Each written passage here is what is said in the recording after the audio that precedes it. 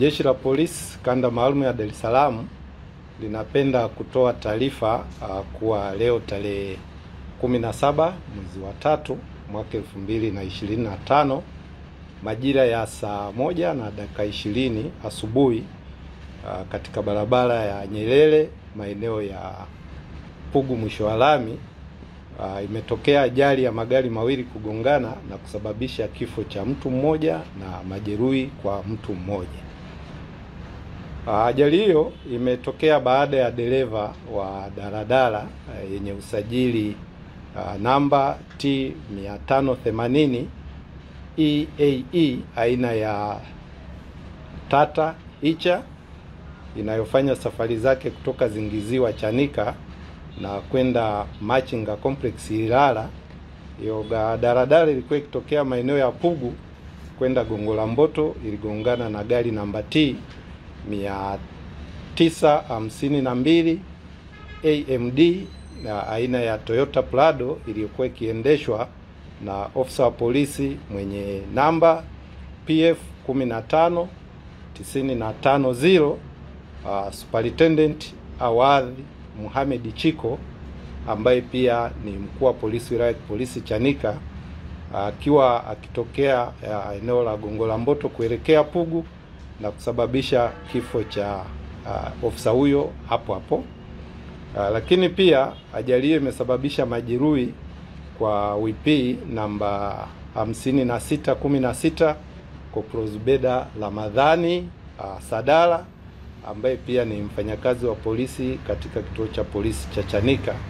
aliyekuwa abiria kwenye gari namba T 552 AMD ambaye abiria huyu amevunjika mkono wa kushoto. Chanzo cha ajali hiyo ni baada ya dereva wa daladala kuyapita magari yaliyokuwa mbele yake bila kuchukua tahadhari na kusababisha kugongana uso kwa uso. Jeshi la polisi linamtafuta dereva wa daladala ambaye hajafahamika aliyetoroka baada ya kusababisha ajali hiyo. Pia Jeshi la Polisi Kanda Maalum ya Dar es Salaam linakanusha taarifa zilizotolewa na baadhi ya vyombo vya habari hapa nchini kuwa aliyefariki katika hiyo ajali ni kamishina wa operation na mafunzo Tanzania, Kamishina Awaz Juma Haji. Aidha, Jeshi la Polisi linaendelea na uchunguzi wa taarifa zilizokuwa zinasambaa katika mitandao ya kijamii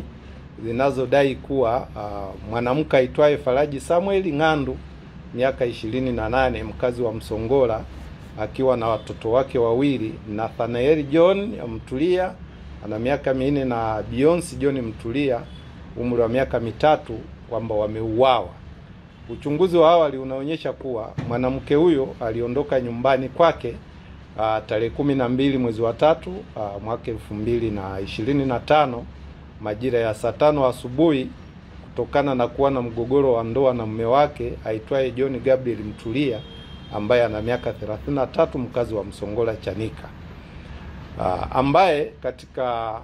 maelezo yake wanaeleza kuwa alitirafiana na mke wake kwa muda mrefu na kusababisha kuondoka kwa nyumbani kwake kwenda kwa wazazi wake wanaoishi maeneo ya Kipunguni B.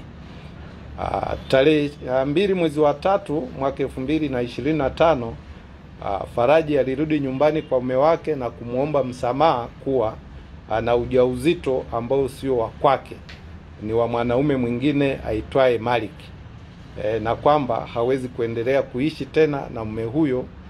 mume wake huyo. Baada ya hapo waliendelea kuishi pamoja. Tarehe 12 mwezi wa 3 mwaka 2025 Faraji Samuel aliamua kuondoka nyumbani kwa kutumia bodaboda aliyoikodi ikiendeshwa na Ramadhani Pondamali ambaye alimpeleka na kumshusha maeneo ya kisima cha mafuta cha GBP kilichopo uwanja wa ndege wa kimataifa wa Julius Nyerere. Na baada ya hapo alimshuhudia huyo mwanamke Faraji na watoto wakipanda bajaji kwenda maeneo ambayo hayajajulikana. Kwa hiyo Jeshi la Polisi linaendelea kumtafuta huyo mwanamke Faraji na huyo Malik